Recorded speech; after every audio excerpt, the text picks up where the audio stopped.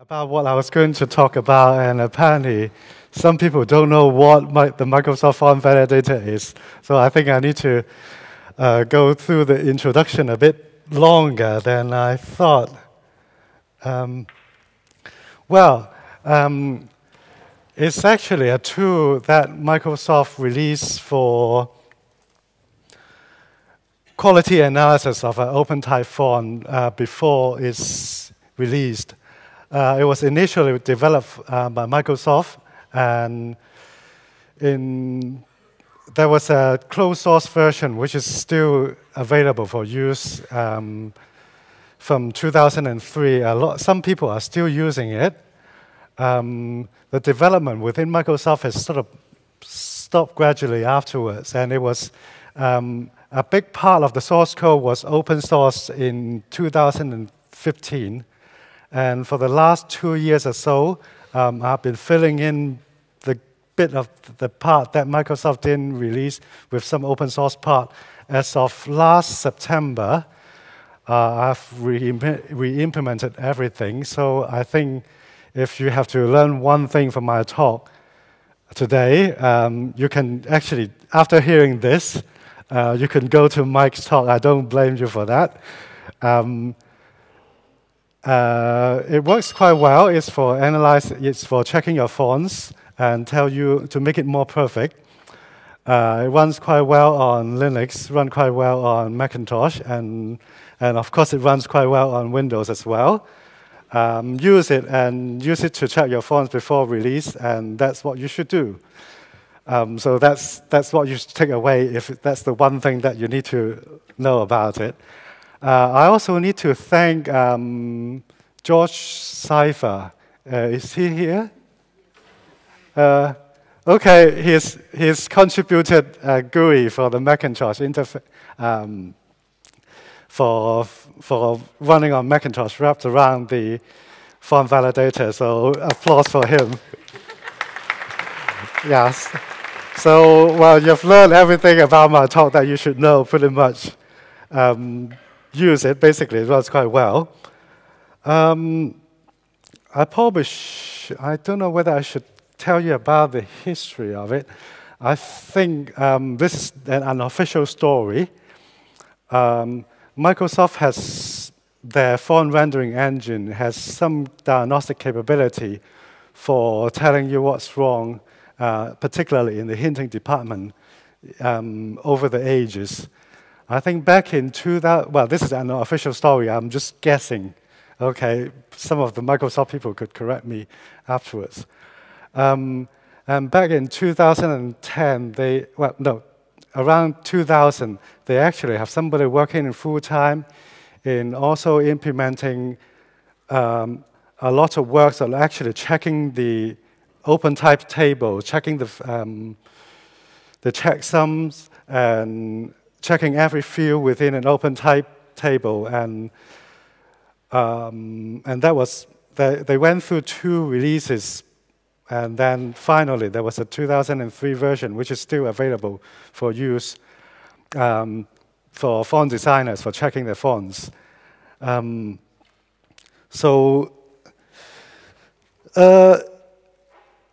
It's for checking that it's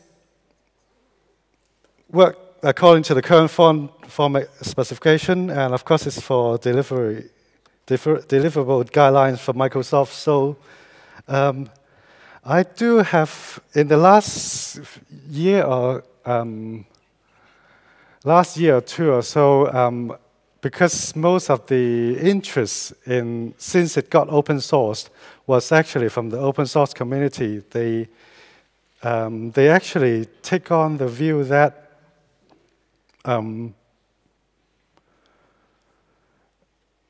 specification adherence is more important than, or is the primary goal of the tool. And I've got this word from Greg, which explains some of the why the part of the font validator is written in a certain way, and it meets certain warnings.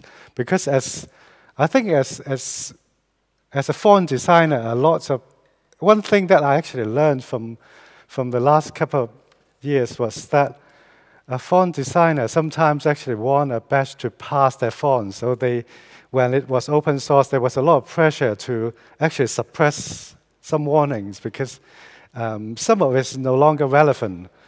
Some of it is just because it's something that would take a long time to fix or something. But anyway, so that's an interesting process that I learned in the last 2 years of interacting with a lot of different people, what they thought about what the tool should do.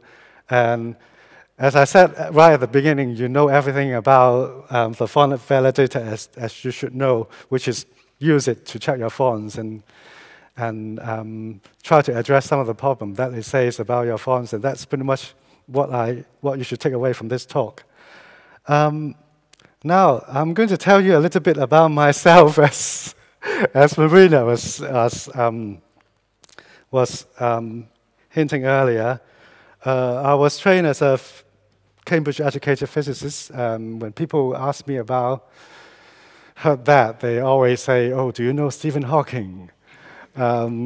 Actually, well, he died a couple of weeks ago, so I don't know Stephen Hawking, okay, but because he's local, so and when he actually sometimes go and bake in the sun with his wheelchair, so I actually had a picture with him. What I could tell you is that my PhD supervisor, PhD examiner, 20 years ago, it's called Mike Case, and he has succeeded Stephen Hawking's chair, has become the Lucassen professor. So I know some good physicists, but I haven't quite made it.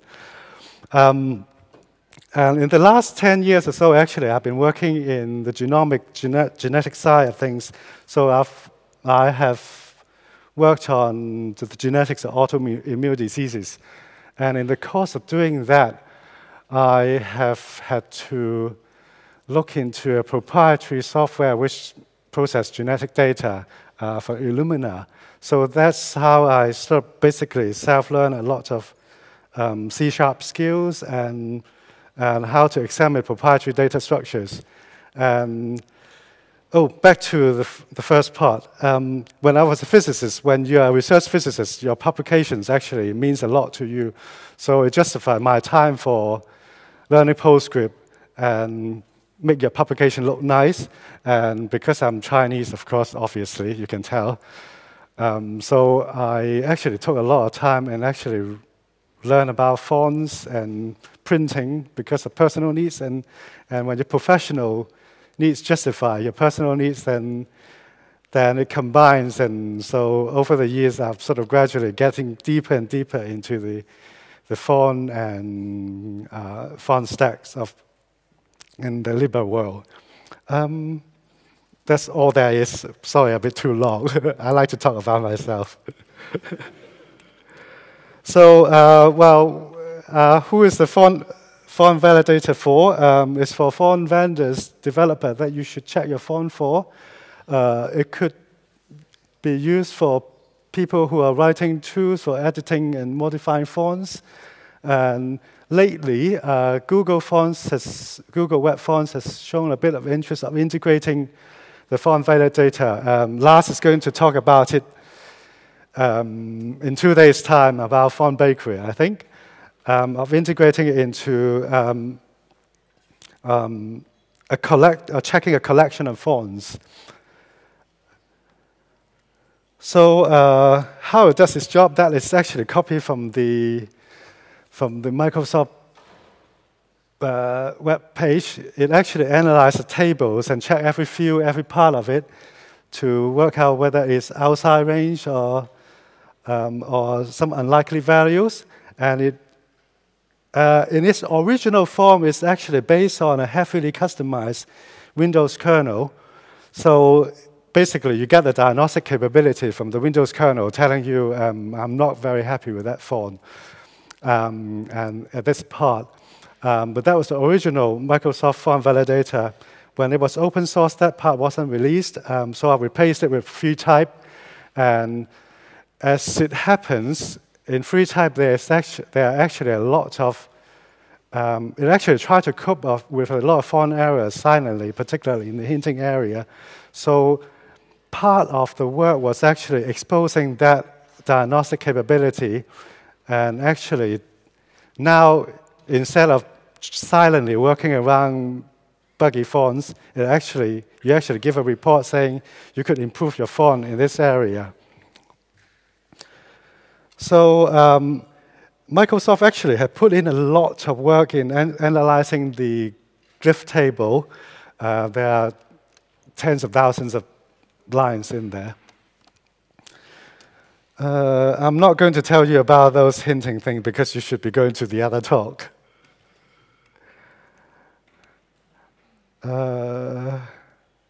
This is basically how hinting rasterization works.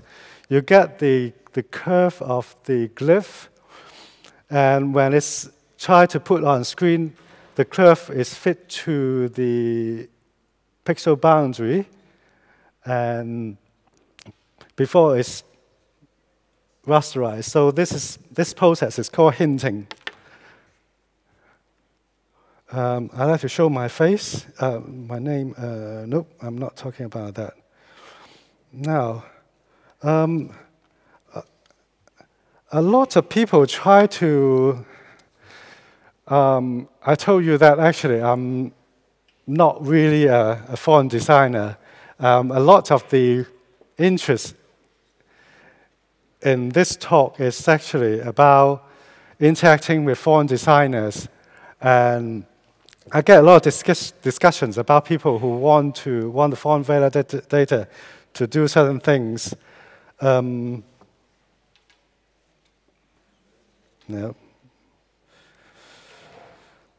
History is that's done.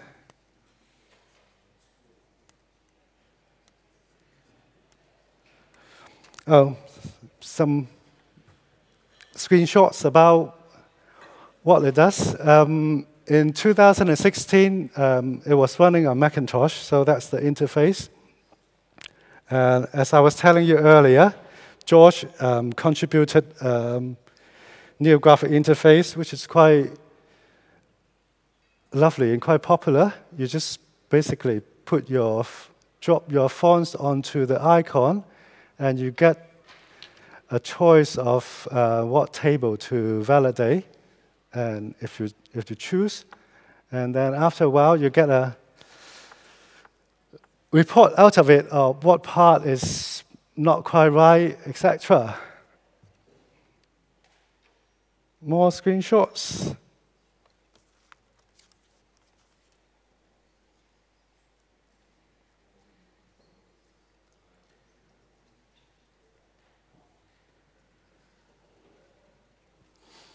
Well, it's running quite nicely on Linux as well.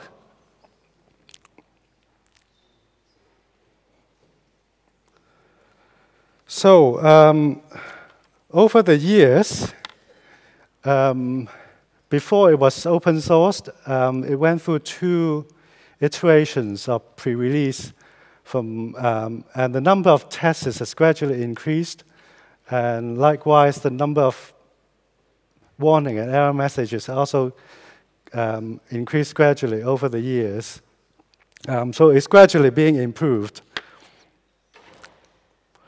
Well, as I was mentioning earlier, one of the interests of me doing this project is to interact with people who are very different from me. So one of the things that I was interested in is who is actually using it, and so I actually looked it up. Surprisingly, of course, originally it was written for Windows, so a lot of the major users are still Windows people. But since the Macintosh version was available, actually about half of the people these days are using the Macintosh version. Linux version is still a bit low. German people would be happy about this. When I looked at the statistics of which country is the most popular, has the largest number of downloads, United States and United Kingdom are actually the expected thing, but Germany is actually come second. So that is actually an interesting thing that I didn't know about. Over the course of this, I actually have to improve on a few projects to make it all work. That's just a list.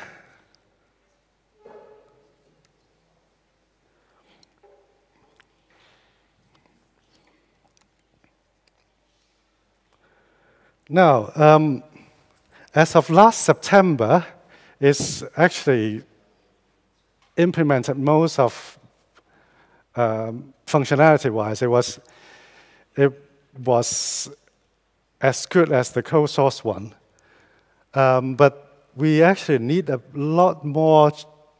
The open type specification has since improved, and a lot of the latest addition to the open type specification is with complex layout, color fonts, and open type variations, which you are going to hear about. Still need working on within the font validator. So if any of you is actually interested in working on that, do get in touch. Just some figures about illustrations of what is upcoming in the open type specification. Color fonts, open type variation, which you are going to hear a lot more about today.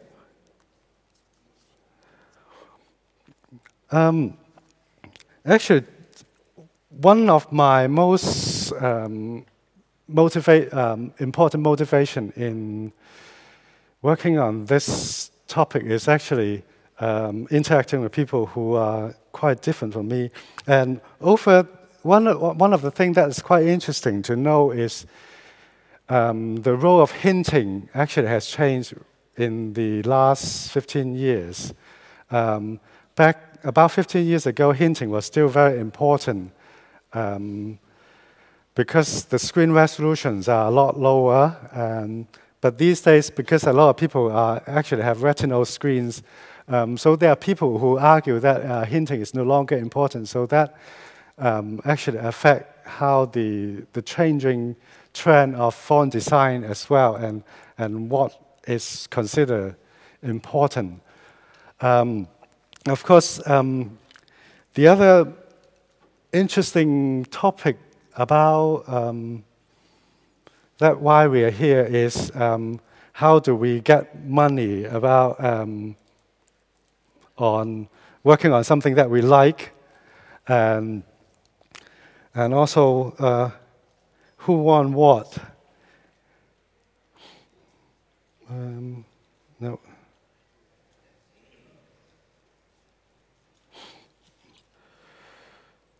There are a fair number of areas of improvement that need to be done within the font validator, one of which is we doing the Visual Studio build. Because when it was open sourced, of course, the major driving force was in the open source community, so it was all using open source tools. And Microsoft actually removes quite a bit of the infrastructure of how to build it.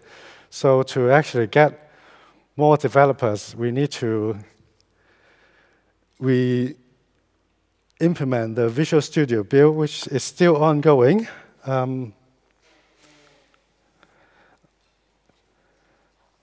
At the end of the, I actually need to thank. I need to thank people. There is Bob Halsey, who actually contributed some of the history of Microsoft Font Validator, some of the earlier builds of it, and Chris Sturmer, who have tested the OS X binary.